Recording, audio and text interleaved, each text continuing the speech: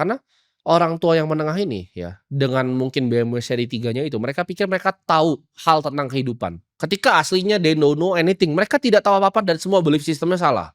Kalau miskin itu nggak punya belief system, mereka udah tidak percaya pemerintah, tidak percaya semuanya.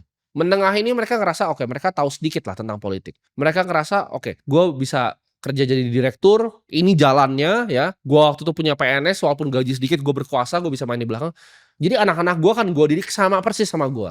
Gue akan didik mereka, oke, kamu sekolah yang pintar, nilai yang bagus ya, gimana pun caranya. Lalu kamu kuliah gitu ya. Kamu kuliah yang bagus 4 tahun, kamu buang waktu hidup kamu. Terus kamu lanjutin apa yang jalan saya gitu. Mereka pikir apa yang bekerja mungkin 50 tahun lalu itu masih bekerja sekarang gitu. Oke, kalau kamu dapat kerjaan, kamu harus begini ya Nak ya. Kamu harus nanti sebelum kamu nikah, ya kalau kamu mau cari cowok, kamu harus punya cowok yang sudah punya rumah, ya. Atau kamu kalau cowok sebelum menikahi sebuah perempuan, kamu punya rumah, ya.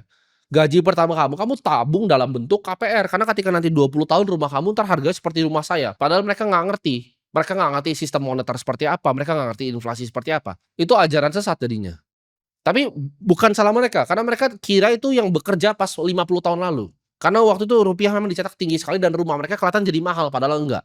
Jadi mereka sarankan kalian untuk melakukan hal yang sama, ikutin jejak mereka ini untuk jadi kelas menengah ini. Karena kalau kalian ikutin jejak kelas menengah yang sekarang, kalian akan jadi miskin di masa depan. Ini beda gamenya, berubah. Ketika lu terlahir dari keluarga yang kaya, mungkin ada beberapa di sini bahkan yang terlahir dari keluarga kaya nonton ini. Lu tuh udah hoki ya. Hidup lu udah dipenuhi dengan harta ya. Dan orang mungkin ada yang bilang, "Tapi kan banyak orang kaya yang jadi pecundang anaknya." Jarang, gua kasih tau ya. Karena kenapa? Mereka punya beban ya di punggung mereka, yaitu nama belakang mereka sendiri. Anak gua akan sulit untuk nggak jadi orang yang kaya gitu. Kenapa? Karena gua akan jadi guru yang baik untuk anak-anak gua. Sama seperti orang kaya, kalau mereka punya nama belakang yang bagus, perusahaannya multinasional conglomerate company, jarang anaknya biasa nggak jadi. Orang bilang, "Tapi kan gua kenal teman-teman gua yang anaknya bapaknya misalnya naik Fortuner, tapi anaknya itu menengah teman-teman," ya, itu menengah. Orang kaya itu biasa nama belakangnya itu mean something.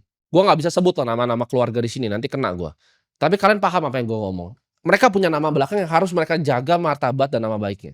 Itu yang bikin mereka punya drive luar biasa tinggi ya. Oke, gue harus jadi lebih jago dari kakak gue lebih jago dari adik gue untuk bawa nama belakang keluarga gue. Makanya jarang orang kaya yang nggak jadi itu jarang. Orang miskin itu bisa jadi juga karena mereka, aduh mama gue sakit kayak gue waktu itu pernah mikir nyokap gue sakit gue nggak bisa apa-apa. Gue punya api yang besar sekali gitu. Gue willing to do whatever it takes. Gue jualan sedotan, gue jualan sedotan. Tapi yang menengah ini makanan selalu ada, sekolah nggak mikir. Gue sekolah bayar sendiri dulu. Sekolah nggak mikir.